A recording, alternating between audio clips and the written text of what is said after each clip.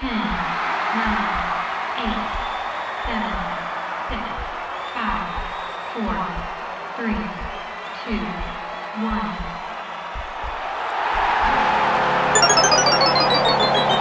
Game over.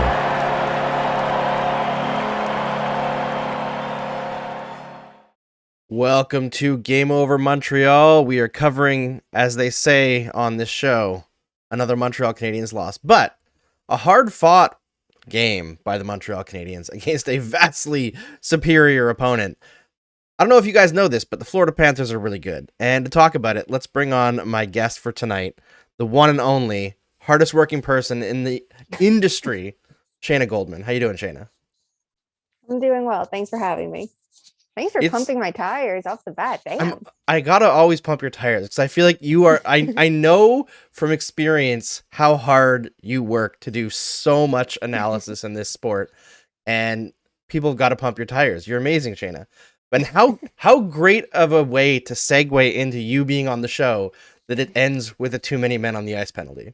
Oh my god, that was perfect. And it was not just like a too many men. That was a way too many men. There were men everywhere. You can't do that. And I respect the efforts. I think I saw a tweet that was like, it's Marty St. Louis and Cole Caulfield under a trench coat. I'm like, yes, like this is the content I crave. I need a ton of bench miners.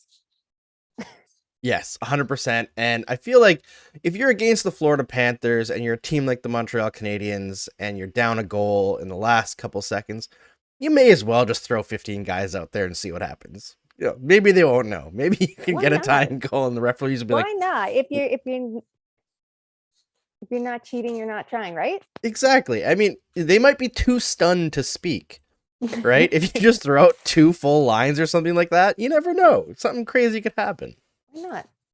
You can be like, it's fine. We have 6 skaters on. It's like, no, you have 6 forwards on. Like, it's fine. We're like, add up our numbers, and we'll all balance out because the Panthers are actually worth, 1 skater is 2 of us. Very imbalanced here, and it's fine. Yeah. I mean, that game, like, I knew the Panthers were good. I haven't had a chance to watch them too much this year. And just knowing that the Canadiens are much better than they have been for the rest of the year, that was like a slow motion murder.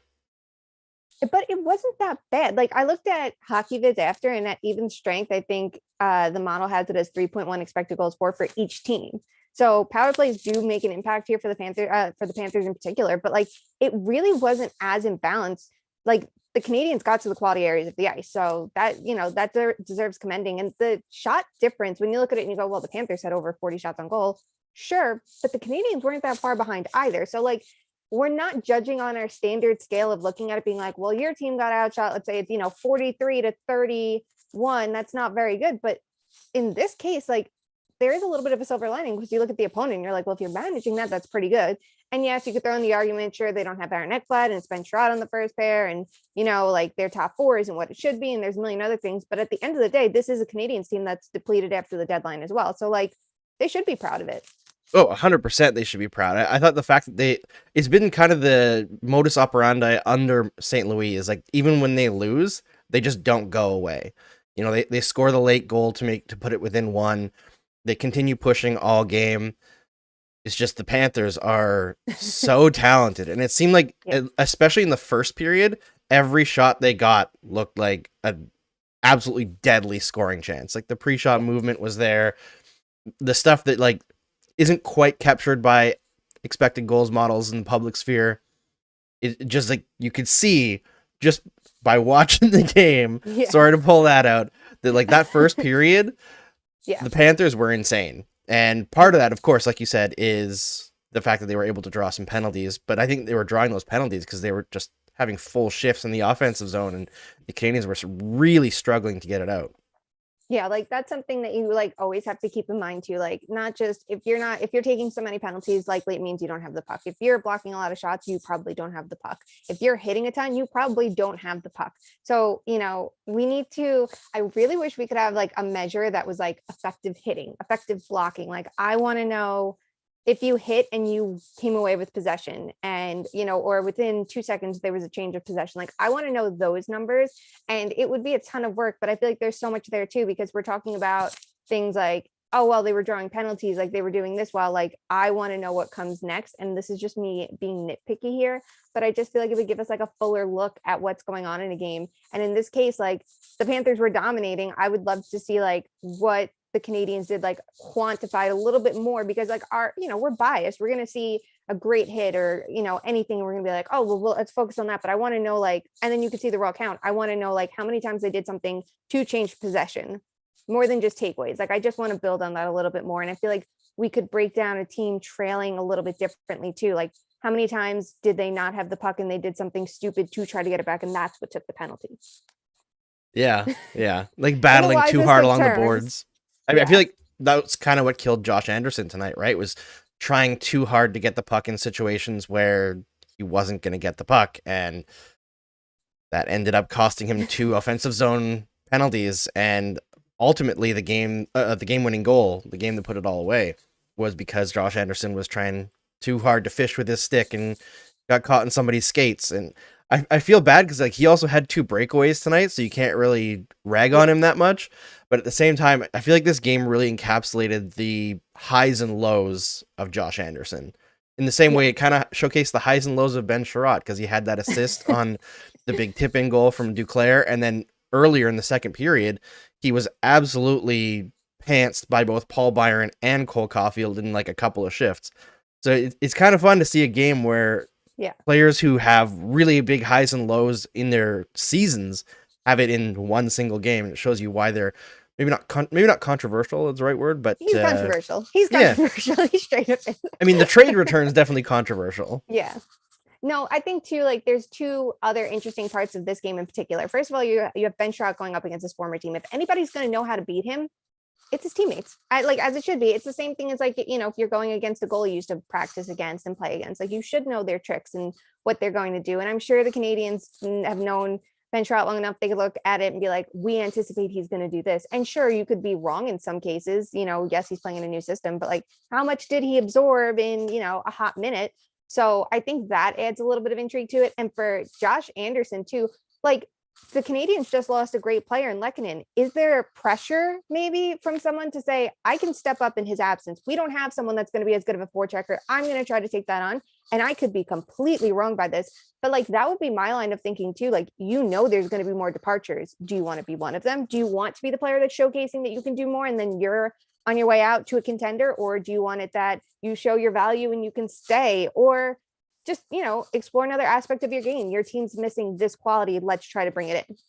Yeah, I think the guy who in the last couple of games here, since Lehkonen's been gone, who has kind of stepped into that role, and for whatever reason, broadcasters have trying to made the association that he's been the guy who's been like sending out the pucks during the pregame skate, Jake Evans. But during the games as well, Jake Evans has kind of stepped into that role and being the aggressive forechecker. He got a goal tonight. I thought he was one of the Canadiens that really showed like excellence in this game, attacking in the offensive zone. Haven't checked the numbers on his defensive play, but I know after the first period, he was one of the Canadiens with the positive differential. I thought he was really good tonight, and I thought him and Rem Pitlick have something going. I'm not entirely sold on Rem Pitlick overall. I think if they can turn Pitlick and Evans into their like 4th line, I think that becomes very, very dangerous, but I'm not sure they fit as a 3rd line. Yeah, and there's a difference there. And I think this is something like so important too. Like when you're retooling, rebuilding, whatever you want to call it, you're moving pieces out. You're going to have players in roles they don't belong. And on a good team, they belong here. Like it's the same thing. You look at Tampa Bay. Blake Coleman's a, top 6 on any team. So is Yanni Gord. So not so much Barkley Gaudreau. He's like, I was going to say not quite. No. You can tell the Rangers. In fact, he is not. But other players, they're very good teams and, they're very good players and they're on a deep team. They're going to have a different role. So here it's going to be the same thing. You're looking at it going, well, I don't know if he's a 3rd liner. And it's like, well, in any lineup, he probably isn't. And that's okay. There's nothing wrong with that. It's the strength of the team. And here he's going to get an opportunity.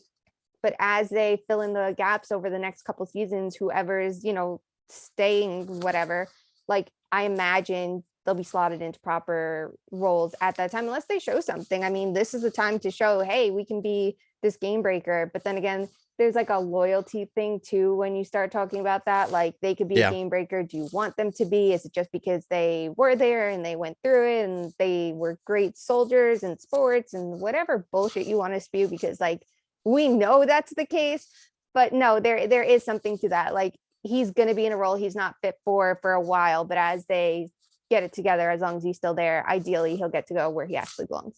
Yeah, and that makes sense. Other person that I thought was fantastic tonight was Jake Allen. Obviously, I thought, especially in the first period, like early in the game, he really held the Canadiens in it.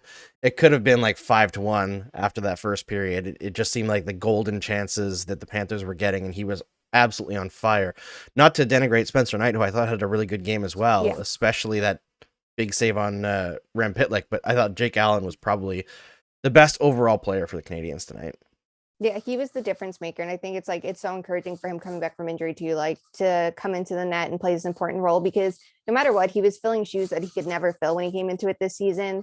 And everything was pretty terrible the entire first half of the year for him. And it's out of his hands. So the vibes are better. And now like he's in net and has a chance to play his game, and you know, with the team that can have a little more offensive pop, even if they're not good defensively. If you could just have offensive support, that's ideal. I feel like for a goaltender too, trying to prove themselves, maybe the ideal environment isn't this defensively stalwart team, because, you know, you're going to have like what'll look like easy saves and easy nights. But if you are playing behind a defensive disaster, let's say, and your team gets you goals and you can make saves and keep them in the game, like you're going to get that standout, you know, recognition as well. So, you know, like they obviously allowed quite a few shots and quite a few quality chances, but at the end of the day, we're still talking about him looking good, even though he allowed a couple goals. Like, that's a win for him, I think. Yeah, 100%. I know there's a lot of goalies that are like that. They would rather face 40 shots than 20, right? Yeah, because it depends on your movement, right? Like if you're gonna overdo your movement, like I'm trying to think, Andre Pavlik, I think it was someone who like didn't do well in those like low traffic, low offense games, but when he was busier, he would make these crazy saves and he was going all over the place and it worked for him. Otherwise he was overdoing it and then getting back to position slowly. Yeah. It's always funny to see the different goalies that excel in different systems, right? And, you know, there's like the Marty Brodeurs who would like to have like 17 shots and can keep the focus. And then there's guys that just, they would rather get 50 than 17. Other than that, for the game, I feel like the game, as much as it was a fun game to watch and it was like high intensity, I don't know if there's that much to break down overall. We're going to talk about Jeff Gorton as well on this show, because Shayna, obviously, as someone who's covered the Rangers for a long time, has a lot of experience with Jeff Gorton. But I want to talk about something else first that kind of lit things up online up in Canada watching this on TSN. Because Pierre LeBrun reported that the GMs at their little meetings have talked about implementing a salary cap in the playoffs. And I don't know about you, Shayna, but I think this is the dumbest overreaction I've seen in a very long time from this league. And it seems like they are constantly determined to make everything less fun. I want to know what team put them over. Like, this is my question. It wasn't Chicago when it was Patrick Kane. Doesn't seem to have been Nikita Kucherov. Is it Vegas? And like, they have a point to an extent with Vegas, but maybe the rule should be you don't have as much long-term IR space, or maybe it's providing better documentation of injuries. Maybe that's the answer, you know, maybe that's it right there, because I think you should have space for long-term injury reserve, not for nothing. Let's talk about hockey is for 4 seconds. This is a sport where skaters skate around with knives on their boots on this slippery surface called ice. It is very easy to fall. It is very hard if you hit it. Players are slamming their bodies into you and you just have to take it. And then there's pucks being flown around that could be, you know, 100 miles per hour. Injuries are going to happen all different ways. So we can't pretend that we can't not prepare for that, right? Like, you need to have some sort of cushion if you lose players to, I don't know, concussions, a sport that this, you know, an injury the sport deals with quite a bit and doesn't handle well, or broken legs or anything like that. And you should get some cap space back. You should not be screwed because your player got hurt. It's not fair. You shouldn't get all of it back, sure, and you don't. But like, for the playoffs, it makes sense you don't have it. I'm sorry. That's the way it is. There's a loophole. If you have an issue, I would say get better medical records. Maybe make them see a specialist that you provide to ensure the injury is real. I don't know. Well, and also, I feel like if a team wants to have their star player get surgery during the season to repair something and risk missing the playoffs while that player is out the whole time, and then risk them being rusty to start the playoffs, that's their prerogative to take that gamble. And yeah, Tampa Bay was one of the only teams that could do that successfully. But like, I feel like the only gripe with Vegas is that they play so fast and loose with the cap in general, and with the way that they treat their players and communicate with their players, that it just looks maybe a lot worse than it is. And like, they chose to acquire Jack Eichel this season, which put them over the cap to begin with. Like, if all their players were healthy, they'd be way over the cap, right? It's not the same situation as Tampa. So it's also sorry. No, go for it. Also, it's not like when they activated Eichel, it was right before that it was announced Mark Stone was out. It wasn't when they acquired Eichel. And there's a big difference there. They knew they were going to have to do something. And yes, all the fingers were being pointed at Riley Smith, or, you know, maybe it was going to be Dadanoff. They knew, though, they'd have to do something. If you want to complain about a situation for that reason, that when they made the trade, and by the time that, you know, obviously Eichel was out, so he was the injured player coming in, but they knew what they were getting into. That's a lot different. And like you said, there's a risk with Tampa. Nikita Kucherov didn't look good to start the playoffs. Yes, he had points because he was very stationary on the power play. The second he had to skate, he looked like shit. There was no two ways about it. Like, his skating was bad. He was falling behind in plays, and he happened to keep collecting points because he was good on the power play. Yeah, he was all like instinct and skill, right? And he wasn't really moving that much. I got a lot of shit last year when I pointed that out, and people were like, "What? Look at his point production." I was like, "Are we really doing this song and dance again?" But yeah, I totally agree. I thought that he was not very good, at least in the first round. It took a little while for him to catch his breath, and like, the point production is always going to be there because their power play was operating. I think in that first series against the Panthers, it was like 45% or something like that. It was ridiculous. It was the main reason they won the series. Yeah, we did. So Joe Smith and I did a story on their power play, and it was funny. Like, we were working on the timing, and every game they kept scoring that we're like, this is fine. We can do this whenever we feel like it. And to watch a power play like that and be like, I'm just like, literally, I love when I get these topics brought to me, like, oh, do you want to do a story on that? Like, yeah, I will sit here and watch all of their power plays. Absolutely. First of all, they're not going to last 2 minutes. So that's even shorter. That's less work for me. Second of all, of course I want to watch that. Look at the shit I have been watching for the last couple of years. Like, I didn't get to watch good players for a while. Like, yeah, I want to do that. That power play is sick. So yeah, he was, you know, raking up points, and he's a reason why it was so good too. But like, that you still have even strength play to worry about, and there was a lot of it, and he wasn't very good at first. Yep, 100%. And like, the thing that I get stuck on with the idea of a playoff salary cap, there's like two factors for me. First of all, the players aren't paid. Right? You get paid when you win rounds, but it's not their salaries. It's like an even distribution across team. So they're not actually operating under the salary cap for a reason. And second of all, if you were to make it as if they are, say that you're a team that on day one of the season, you lost your star player, $8 million player, and you acquired somebody else because you knew that you weren't going to make the playoffs without that player. And that player comes back midway through the first round. You're up 3-0 against a rival team in the series. This player gets activated off of LTIR because you can't keep them on LTIR once they're healthy. The NHL will not allow that. They're automatically activated. You're now over the salary cap. You have no recourse to move salary. You can't just trade a guy in the playoffs away. Like, I mean, theoretically you could. You're on waivers. You're done. Yeah, like, so you're now going to forfeit in the playoffs because that's the rule. Yep. Because you're over the salary cap. That's what we want to entertain? Yeah. How do you know when a player gets injured in October, November, December, what their exact timeline is going to be?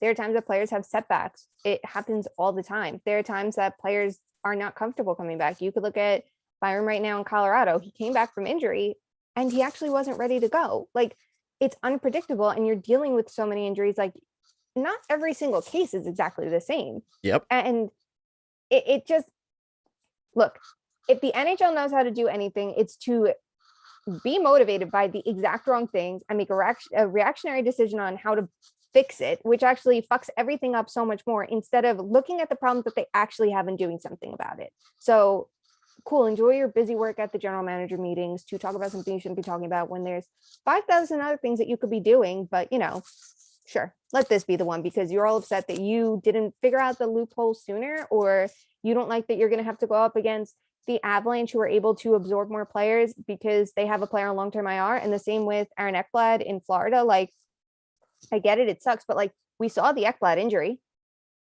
It's reportedly a high ankle sprain, I believe.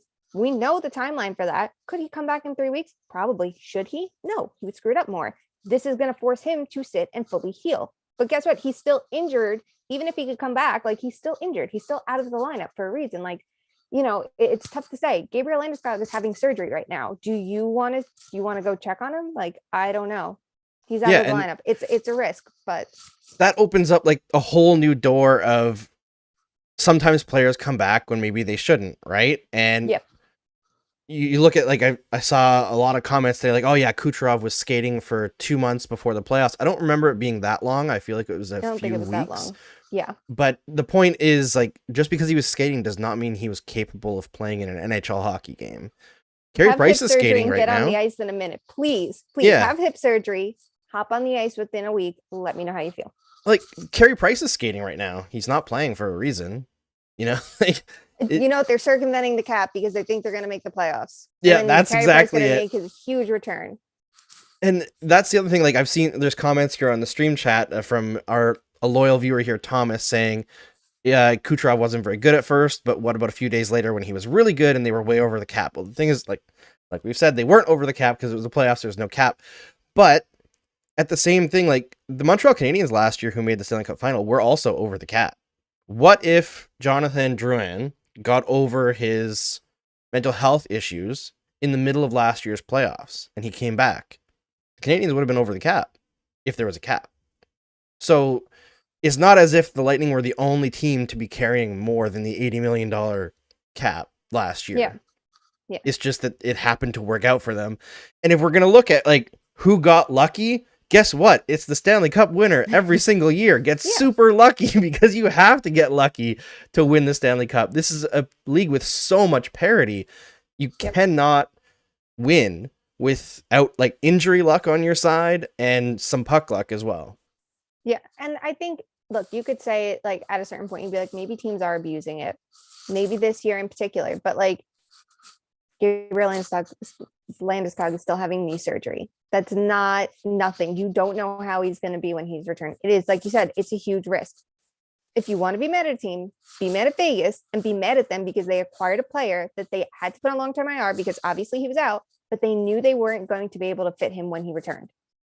Yep. Like, that's it right there. Maybe the answer is simply taxing them for it, or abusing it, finding them something. I don't really know. Like, I'm glad I'm not a decision maker in this, but I do get why they have the finger being pointed at them.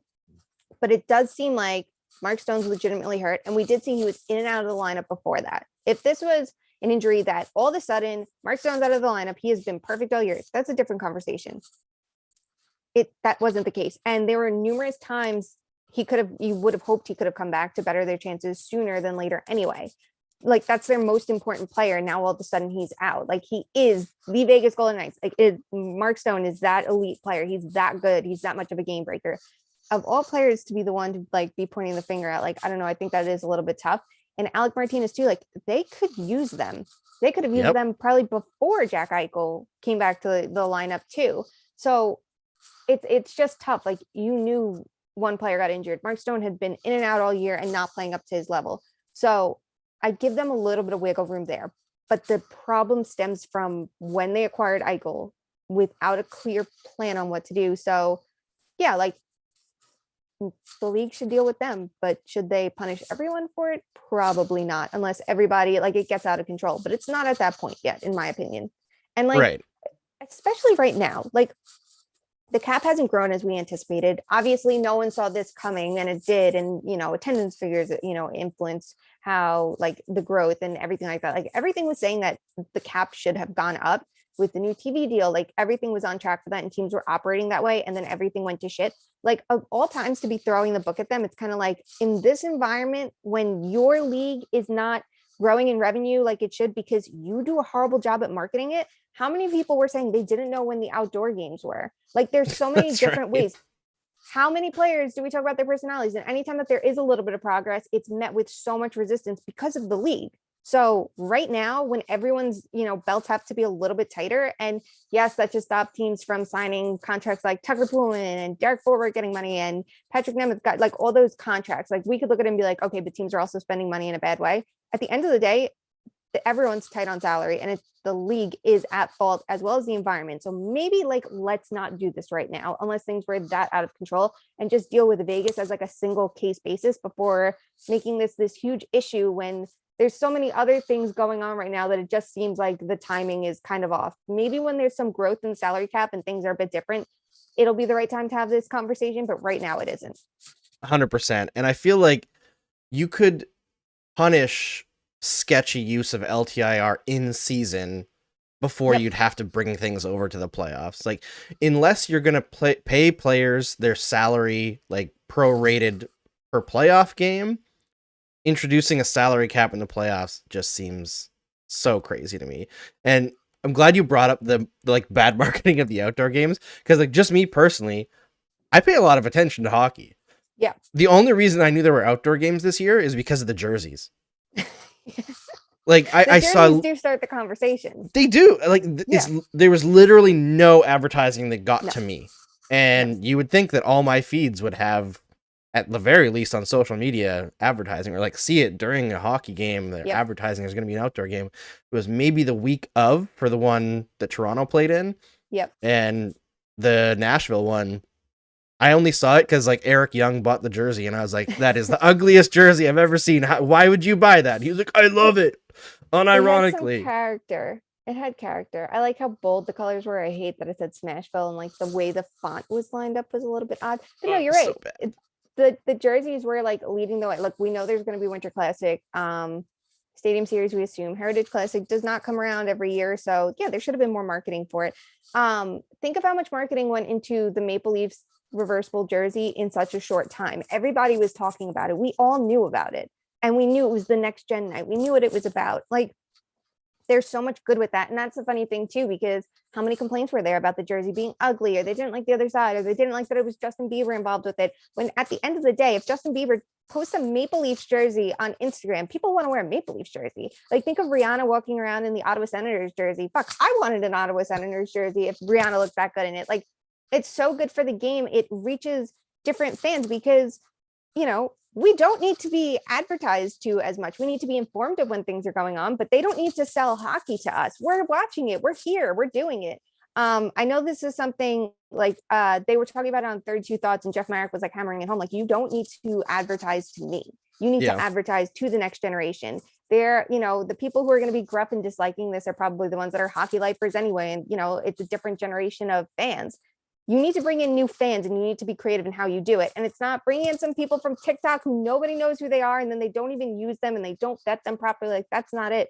But if you can have Justin Bieber designing a jersey, that's huge. Fuck, if you could have Taylor Swift design a Nashville Predators jersey, do you know how many people are going to be wearing it? And maybe she doesn't want to do it. It's different because Justin Bieber's a hockey fan, but there's so many more opportunities, whether it's crossovers with other sports, or looking to famous people who happen to be at games and are fans, or I don't know, bands are playing at their arena and giving them the jerseys. There's so many little things you could do along the way just to market it better to new fans, and then also to market it better to us, as well. Sure, like, why not? You're the National Hockey League with a huge budget for marketing. I'm sure you could figure something out. And instead it's like, we're going to have outdoor games and not tell anybody. And, we're going to bring women into hockey. We want women as fans, but we don't give a shit about anything going on in, anything. And here's a couple of things of merch with pink on it and take some sequins and like that. So yeah, there's so many things that are going wrong with the league. And this is what they're going to, pinpoint that it's like, good going. Awesome. Growing the game. Way to go. Speaking of famous people designing jerseys, there is a comment here. Zendaya and the Rangers jersey made me want to get one. Let Zendaya design a Rangers jersey, or Margot Robbie, who's at Rangers games like relatively often. give them the reins, let them do something creative and cool. And besides, if any team could use a new jersey. See, I do like, obviously I'm biased here. I do like the Ranger jerseys. I think that they're very classic and I like them. But the reverse retro, like I don't like the Liberty jerseys much. Like let their alternate be designed by, with input from someone. And it can even be a former player. It could be like a Henrik Lundqvist, giving his input. Look at the Devils with PK Subban helping with their Black History Month jerseys. Like he did a great job with that. Sometimes you shouldn't give the reins to former players. Look at the jersey with Martin Brodeur. Like that's, but, getting input. You don't have to let one person completely take the reins, but get input from someone or have a collaboration with someone. And just keep it like modern without it being like, how do you fellow kids? Like there's so many ways you could do this. And it just takes getting some new voices in there. But instead, let's talk about let's add a salary cap. And yeah. It's Was it mind-boggling. Quentin Byfield who helped design the LA Kings Black History Month jersey as well? Yes, Like, that one was believe it really him. cool as well. I feel like the NHL, one thing I'd like to see, because I feel like they had a lot of cool designs this year for both Black History Month and I think their Pride jerseys as well. Yep. Make real jerseys, not practice Yep. jerseys. I And feel like not that just really, like, it undersells what they could have been. and sell them, not Yes. just auctioning them one per player. Like you cannot afford that. I'm sorry that the average person can't afford that. And I'm not saying don't do that as well. Absolutely do a signed version, auction that off. You can make money, but you could make a shit ton of money just doing a Pride t-shirt with the actual design that's used and not just the team logo with rainbow splattered on it. Do those as well. The stitched hats and stuff, they're super nice.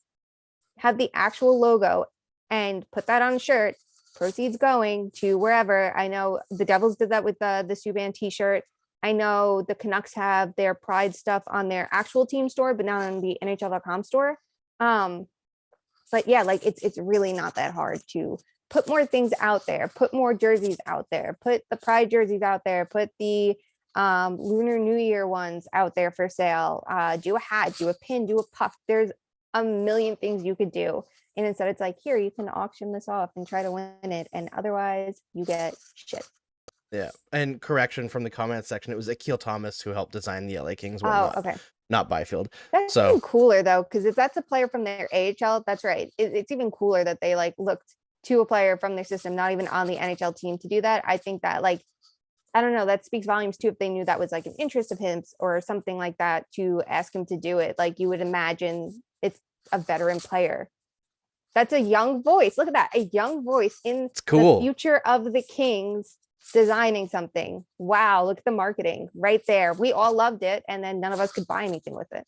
Yeah. Sarah Y from the comment section says the Canucks jerseys were $600. Yep. That's Is pricey. that Canadian dollars? That's like Yeah, fake money. probably. So it's cheaper like for us $100 down American, here. but yeah, I feel like the Canucks had like some fire jerseys this year. Like their Lunar New Year jersey was fantastic. And They the crushed Vegas it. Golden Knights had a good Lunar New Year jersey. I think it was 2 years ago. Yeah, they had a purple one too for something that was really cool. Because like I do think that Vegas, like I like Vegas's jerseys, but like I'm gonna hold my ground that I think the red stripe would look even better if it were purple. But they did have a purple practice jersey for something, and it was really cool. Was it maybe Hockey Fights Cancer? No, it was. It's gonna bother me, but it was like a royal purple. So Okay. someone who's watching, please find out what it was. I don't remember what it was for, but I remember being sick. All right. We'll probably cut the jersey talk now because I feel like we could go on forever for the jersey talk.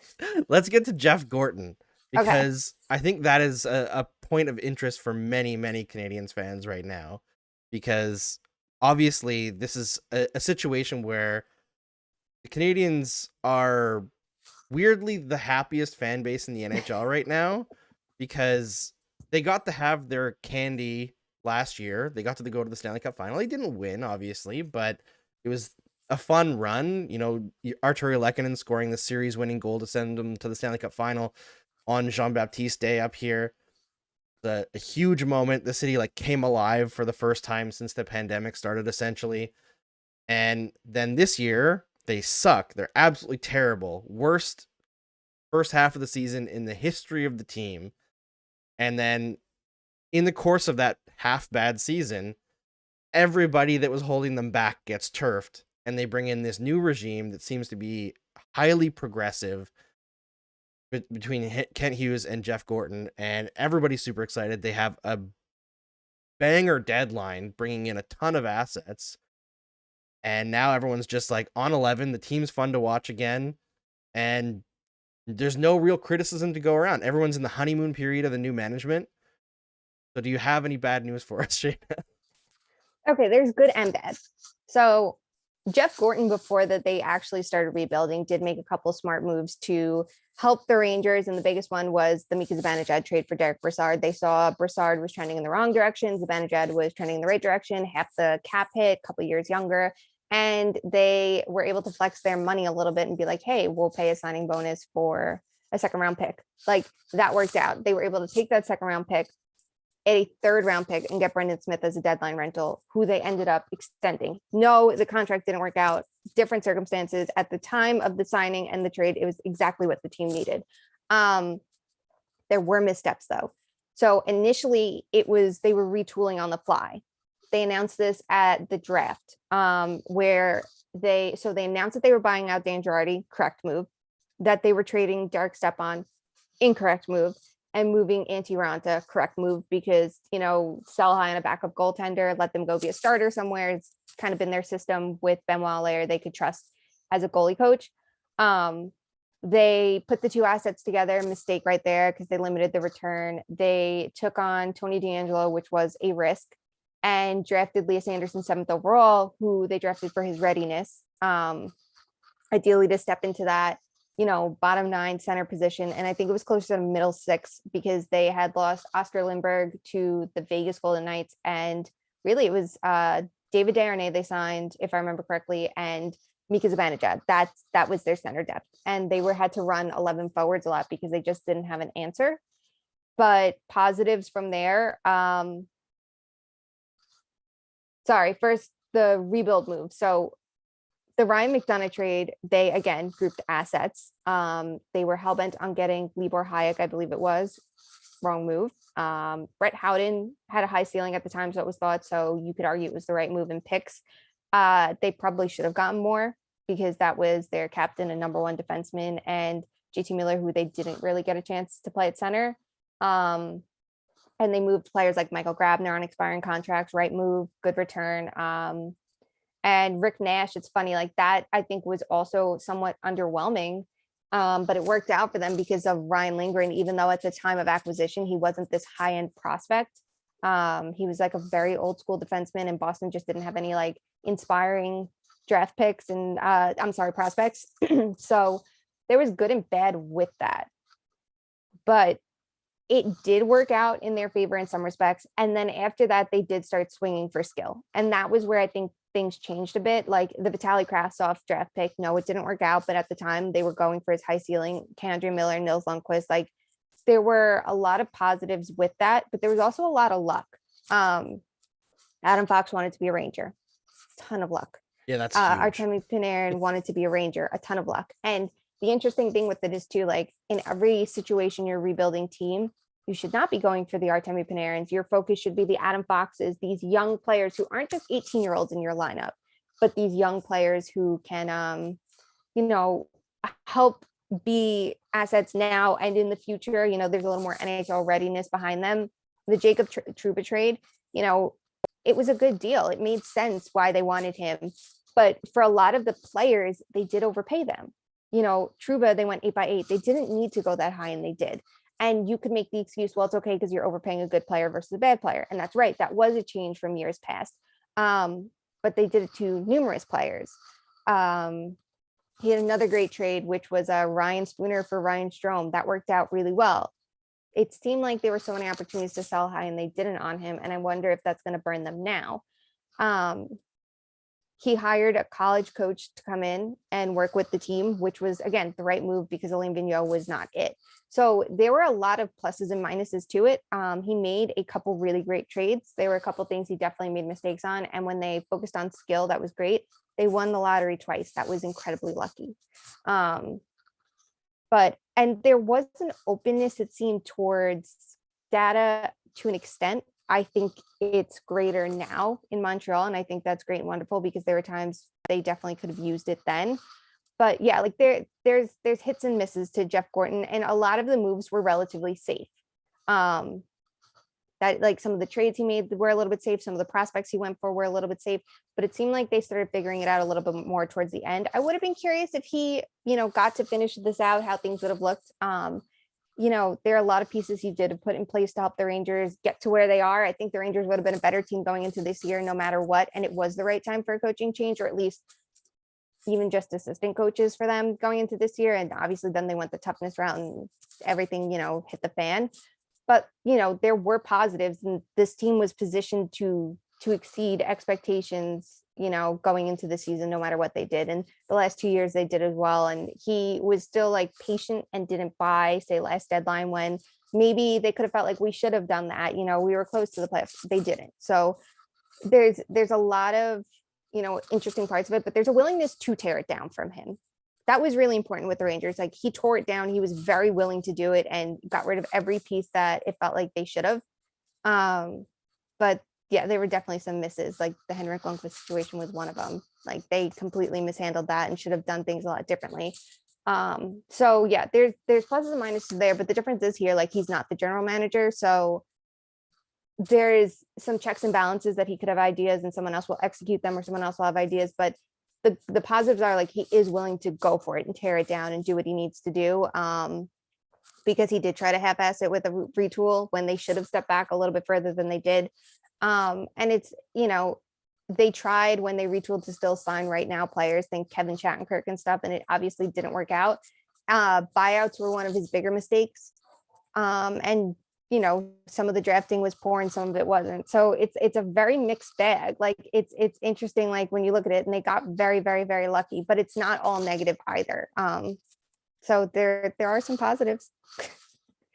Sorry, that was a very long-winded answer. No, it's good. I feel like people need the background, right? Because I think a lot of people focus with Gorton on just the situation in Boston, where he came in for a couple months as interim GM.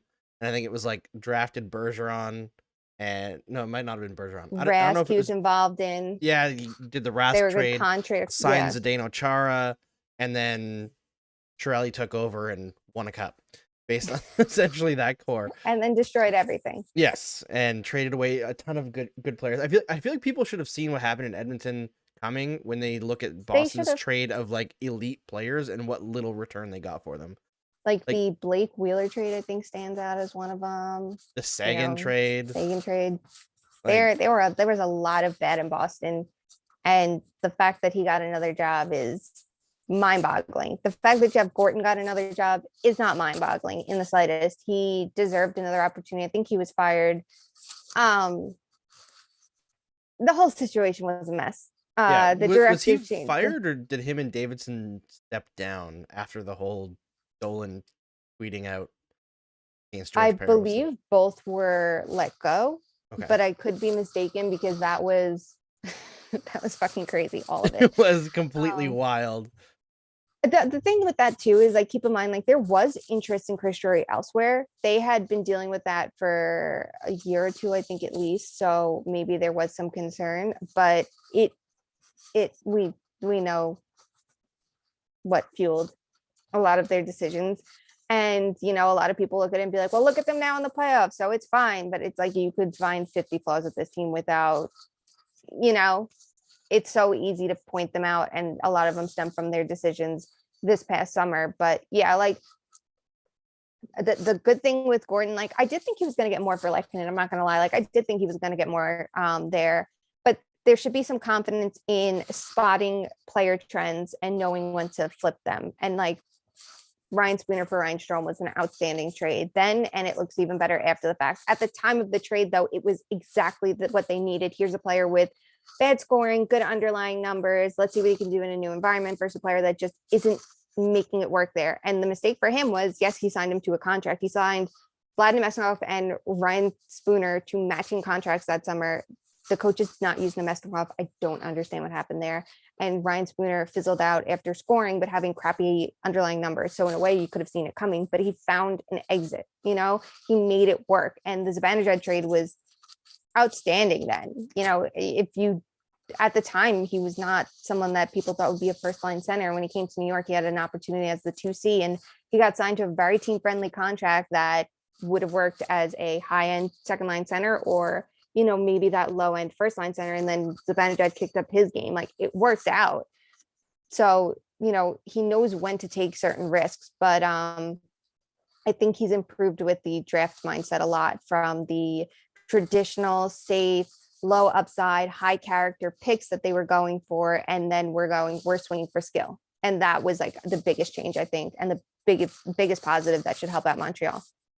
Yeah, and I feel like you can kind of see what Hughes and Gorton are trying to plan based on the return from all their trades. Like the big impact trades, like I think Kulak was a great trade just based on the return. Second round picks, fantastic for Brett Kulak. And I like to point out that it's the same return that Edmonton got for Jeff Petrie back in the day, which different market, of course. This year was very clearly a seller's market, but very funny at the same time. But you look at all the big trades that they made, Chiarot, Lehkonen, and Toffoli, it's all a high pick and a prospect in the 20 to 21 year range. So it looks to me like they're trying to build out their current prospect group. And like maybe like not all of them are expected to make it, right? But getting as many shots at it with these mid-tier prospects as possible so that they have a group of guys making the NHL in 2 to 3 years, and then those picks coming 2 to 3 years after that. So you have like a constant flow of players trying to make it into the NHL. And that's something that the last regime really struggled to do. And player development is on like the tip of management's tongue constantly here right now. They're building out a big player development department. And I don't remember if I said it on the last show or if I even really should say it, but I talked to someone who will remain nameless, who was relaying a conversation with somebody who was in Canadiens management under Bergevin. And he asked them, like, how come your guys' player development is like worse in the NHL over the last 15 years or whatever? And the person responded, what player development? Yeah. They didn't have a plan. So player development is kind of a flaw, and I don't know who to blame from New York. That is the one thing that like should be talked about too. Like Lisa Anderson wanted to leave. So that's one. Vitaly Kravtsov wants out, but that it seems like is Drury's problem, full through and through. There have been high-end players that they are relying on that it's curious, like, did they invest enough in player development? Did they not? Is it problems that were stemming from Hartford, because then they'd be more linked to Drury than Gorton? Like, that was a flaw. I don't know how much of it's on Gorton, how much the handling of things, because you can look at some others and say like, well, it worked out for a player like Shesterkin. Yeah. Filipino, you could say like he didn't reach his potential, and that's on coaches too. Buchnevich reached it with another team. Well, he reached it last year too. He was great. Yeah. He was great last year. That was his breakout season. And it's tough. They get a player to his peak and then trade him elsewhere, which was, would have answered the needs of so many things this year. The thing to point out was with his coaching decisions. Alain Vigneault, I never personally liked as a coach. I did not like him in Vancouver. I did not like the hiring in New York. And I didn't like a lot of his styles and decisions and a lot of things he did when it came to deployment, when it came to systems, when it came to everything. I've never been so nitpicky about a coach in my life than I have Alain Vigneault. So yes, I'm biased here. I mean, Flyers fans would probably feel that on a very real level this year. Because here's a coach everyone was like, oh yeah, he'll adjust his strategies. He's not adjusting them. This is who he is. Some coaches do step back. And look, John Tortorella is the perfect example of this. Everyone will pinpoint John Tortorella is not the coach that's going to adjust his strategies and change his line of thinking. Before he went to Columbus, he did completely. He started studying scoring chances and learning the game a little bit differently. So, it's not to say coaches can't evolve, but at the time of his hiring, you could make the call that he was the right coach. They needed a right now coach. Sure. When they started rebuilding, there was a willingness to go with a college coach without a ton of experience. Obviously, things didn't go perfectly, and David Quinn had a lot of flaws himself, but there was a willingness to go there. And I think that's important. Just like you can see the fact that they were willing to go with Marty St. Louis right now. Minimal coaching experience, brings the vibes.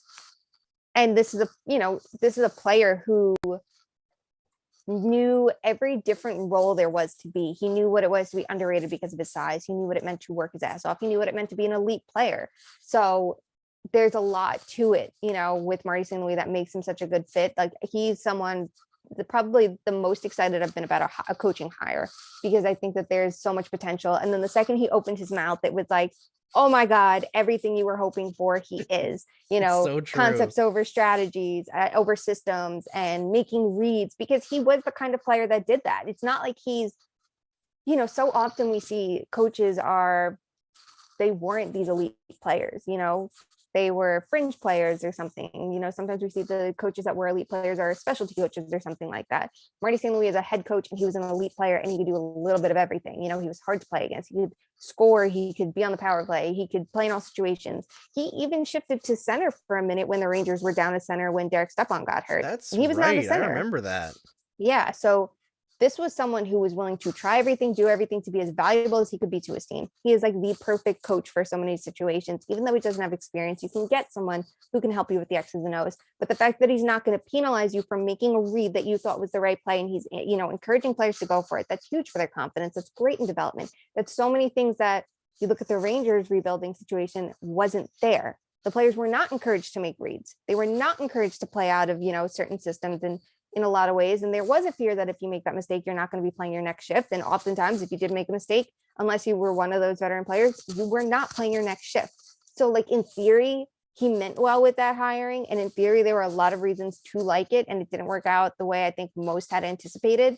But like, it seems like there's a growth and, a learning curve for that. And here's Marty St. Louis, who most general managers would not consider hiring, despite how good of a player he was, and despite how he knew a little bit of everything, because he didn't have that experience. And here he is coming in with new ideas that, even if he's only a coach for a short time, he's bringing different ideas and pushing ideas that we should be embracing in hockey, like, without question. So, I think it's a great hiring, and I think the willingness to go for it is also encouraging. Yeah, I feel like, I honestly, of course, nobody can listen to every single coach's press conference across the NHL all year.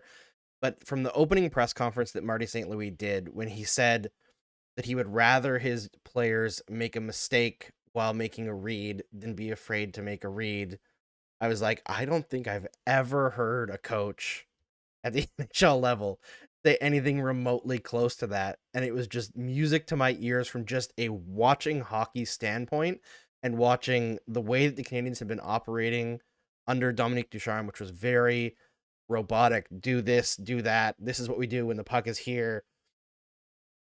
It's so refreshing.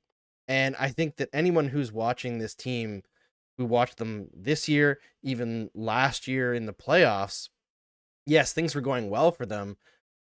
And that's entertaining, because Carey Price was stopping everything, especially on the penalty kill, where I think going into the Stanley Cup final, he had something like a 97.8% save percentage.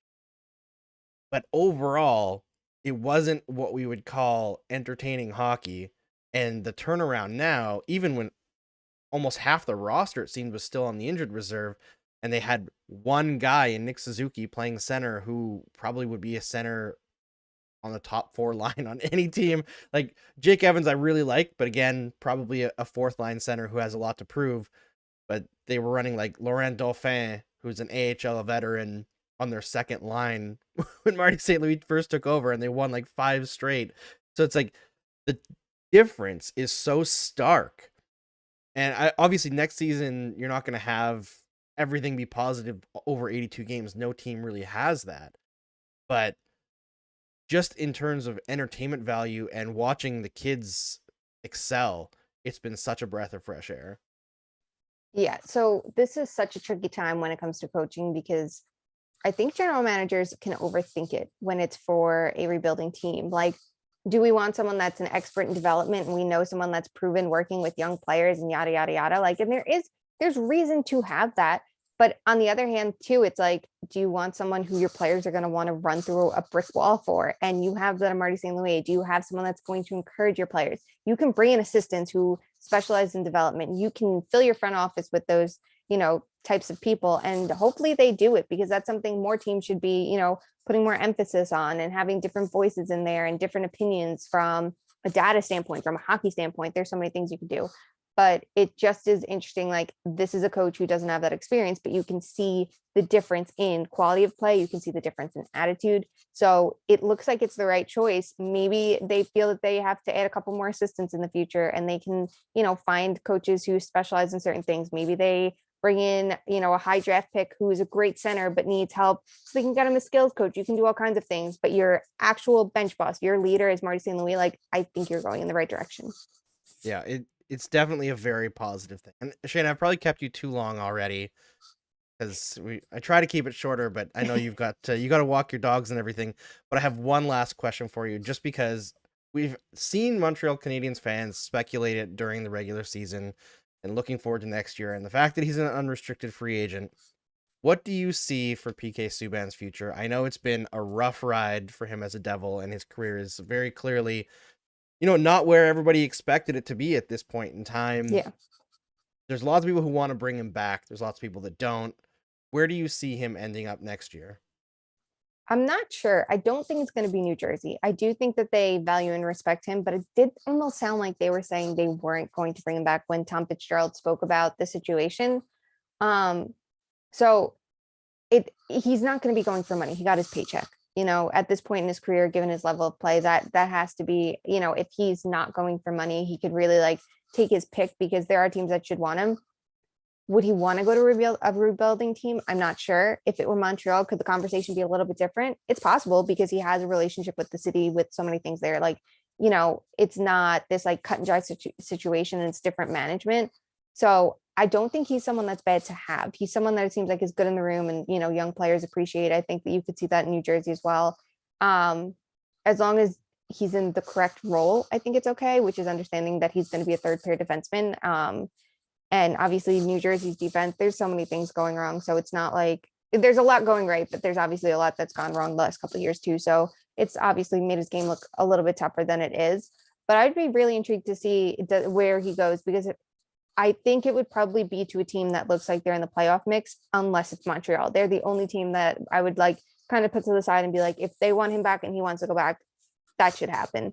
But I'm unsure. Hopefully, like he lands somewhere good and is happy wherever he's playing, and continues to be, like a positive, influence in hockey, because they need more players that show their personality and, are locker room favorites.